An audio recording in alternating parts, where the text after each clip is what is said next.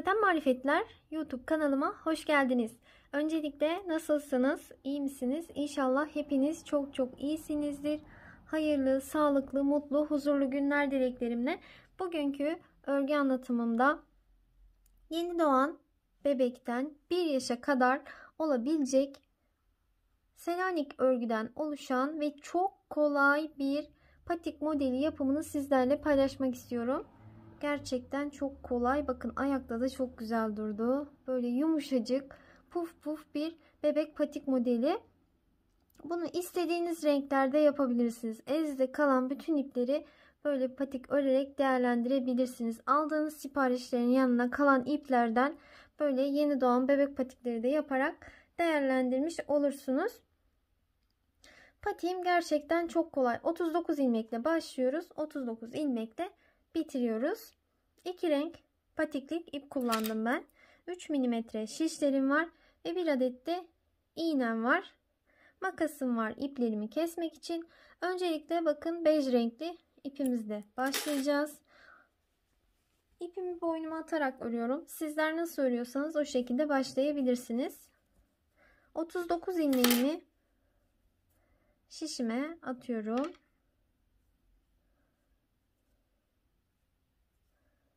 Böyle 39 ilmeği tamamlayalım. Evet, 39 tane ilmeğimi şişime attım. Bu patiğimize tek ilmeklerde başlayalım. Daha büyük ayak numaraları için ilmek sayısını ikişer arttırabilirsiniz. İlk ilmeğimi her zaman örmeden alıyorum. Bir sonraki ilmeğimi şöyle ilmeğimi gevşetip düz olarak örüyorum. Bir sonrakini ters öreceğim. Bir sonrakini böyle gevşetip düz örüyorum. İlk sırada ilmeklerimiz biraz sıkı olabilir. Bir ters, bir düz örüyorum. Bir ters, bir düz. Bakın düzü şöyle alıyorum. Böyle bir ters, bir düz olarak sırayı tamamlayalım. Evet, en son düz ilmeğimi ördüm. En son ilmeğimi de yine düz ördüm. Her zaman ilk ilmeği örmeden alıp son ilmeği düz olarak örüyorum. Örgümün şu an ön yüzüne geçtim. İlk ilmeğimi yine örmeden aldım. İlmekleri göründüğü gibi örüyorum. Ters görünüyor, ters örüyorum. Bakın düz görünüyor, düz örüyorum. Ters görüneni ters örüyorum. Düz görünen ilmeğimi düz örüyorum. Yine bir ters bir düz lastik örgümüzü uyguluyoruz. Bu şekilde ilmekleri örgünün ön yüzünde ve arka yüzünde göründüğü gibi örerek bakın bu şekilde bir ters bir düz şeklinde lastik örgümüzü oluşturuyoruz. Bu örgümüzün önü de arkası da aynı şekilde olacak. Böyle toplam şu bakın şu gördüğümüz dişler 30 adet olana kadar bu şekilde örmeye devam edelim. Evet, bakın sıralarımı tamamladım. Şurası örgümün ön yüzü. Şu kısımlarını sayıyoruz bakın. Şöyle bunlar 27, 28, 29 tane olduğu zaman böyle örmeyi bırakıyoruz. Şu an örgümüzün arka yüzündeyiz. Ve diğer rengimizi bunu tek renkte yapabilirsiniz. Ben 2 renkten yaptım. Bu şekilde bağladık.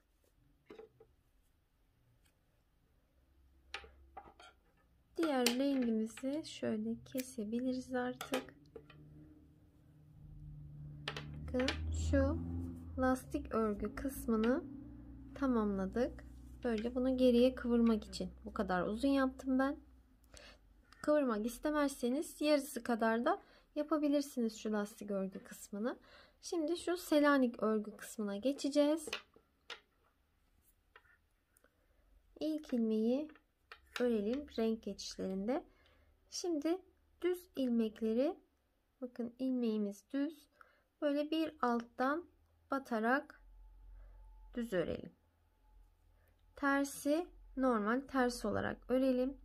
Düzleri ilmeğin içine değil şöyle altındaki bakın şu delikli kısma batarak örelim.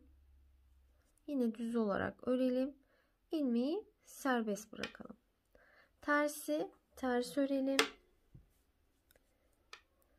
Düz ilmeği ilmeğin içinden batarak değil de bakın tam şu alttan, ilmeğin altından batarak düz örelim.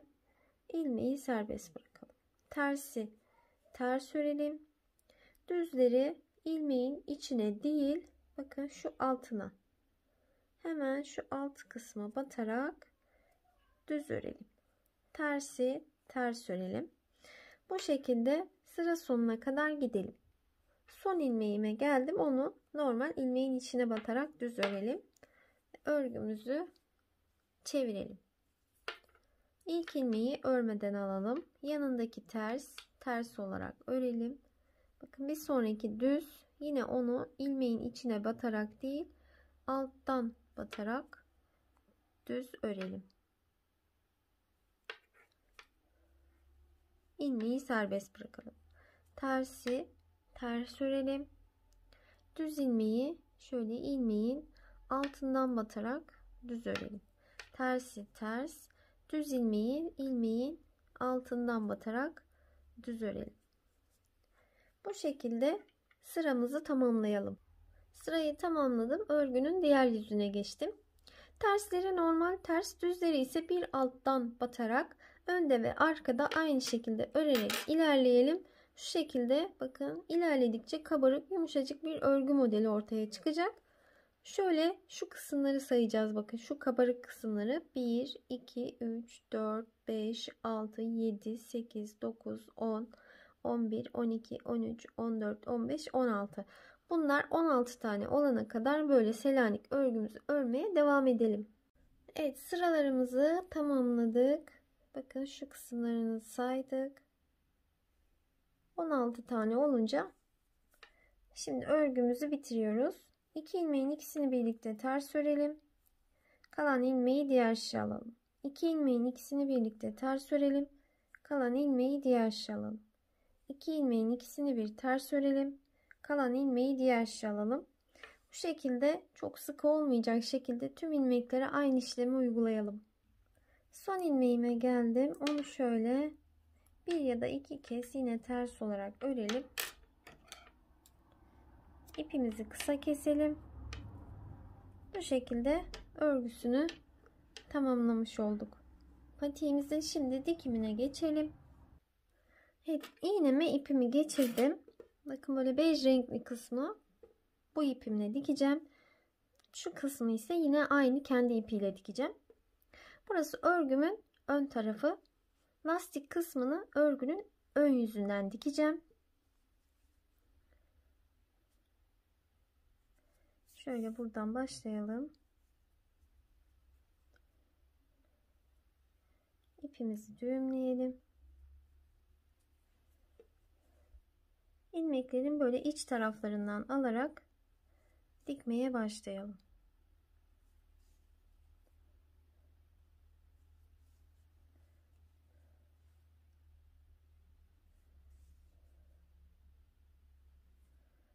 Böyle şu tarafa kadar dikelim. Evet, dikimini tamamladım. Buradaki ipimi bakın içe çektim. Çünkü kıvırınca dışarıda kalmasın diye. Şimdi patiğimin burası düz tarafıydı. Bakın su yeşili. Bu renkli kısmı ters tarafından dikeceğim. Şimdi ipimi buraya düğümleyeyim.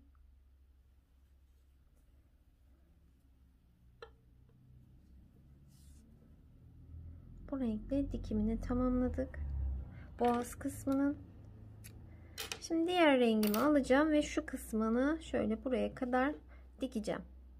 Evet, dikimi bitti. Şimdi çevirelim.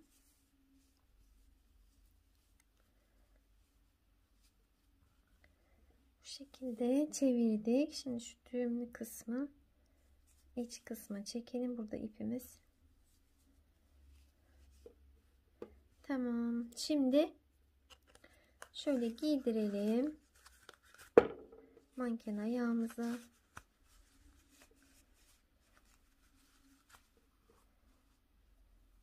Bakın böyle çevirelim.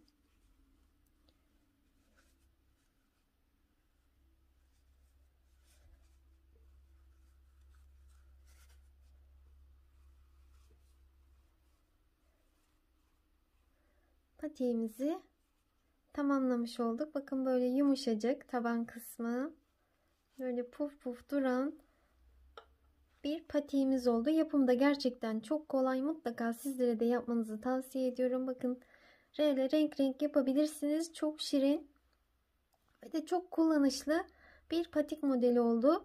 0-6 aydan 1-2 yaşa kadar olur. Selanik örgü modeli olduğu için gayet esnek bir örgü modeli.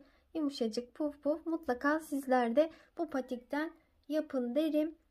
Bir sonraki videolarımda görüşmek üzere. Hoşça kalın. Beni ilk defa bu videomda tanıyanlar lütfen kanalıma abone olursanız çok mutlu olurum. Hoşça kalın.